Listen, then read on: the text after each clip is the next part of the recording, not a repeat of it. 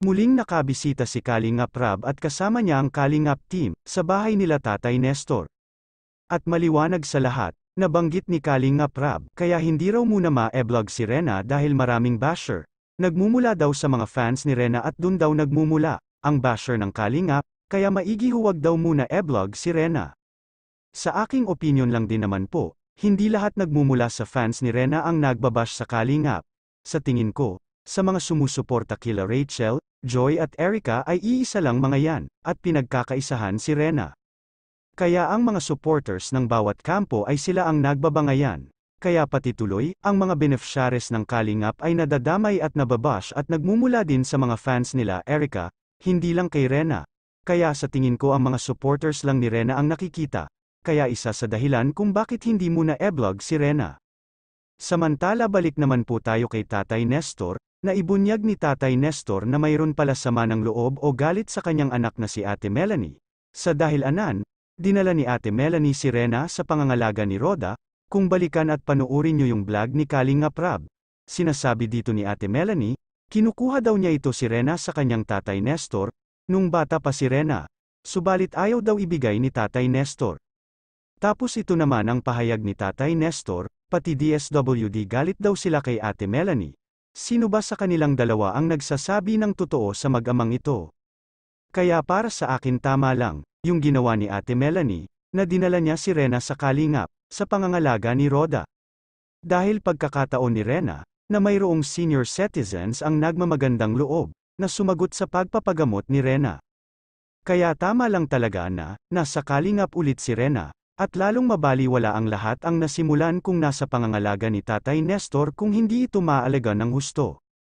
Ngayon balak pa ni Tatay Nestor, na dalhin sa Manila si Rena, para daw bisitahin yung tiyahin nila na may sakit na cancer, na alam naman niyang may sakit din si Rena at kailangan din may pagamot.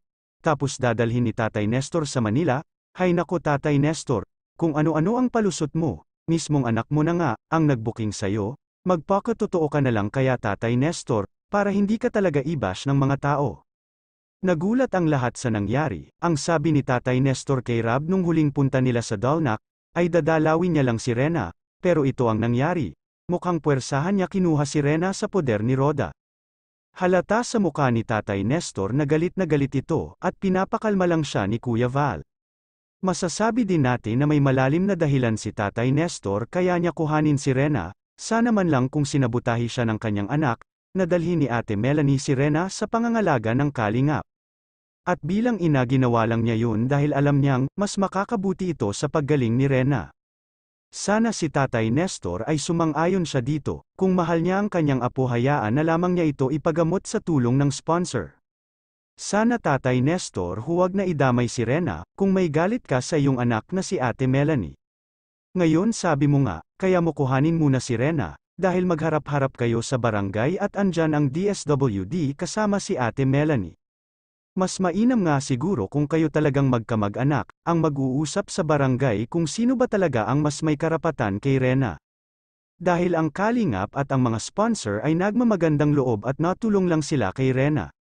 Kung ano man ang pinag-usapan nyo sa barangay at kung sino man sa inyong mag-ama, ang mas may karapatan kay Rena.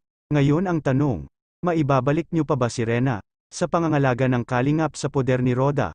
Kung sino man sa inyong mag-ama, ang mas may karapat dapat kay Rena at sana maibalik nyo ulit si Rena sa pangangalaga ng Kalingap. So ayan po abangan na lang po natin, ang magaganap sa pag-uusap nila sa barangay. 갑자기 내게 나타나준 너, 난 아무 말도 할 수가 없었지.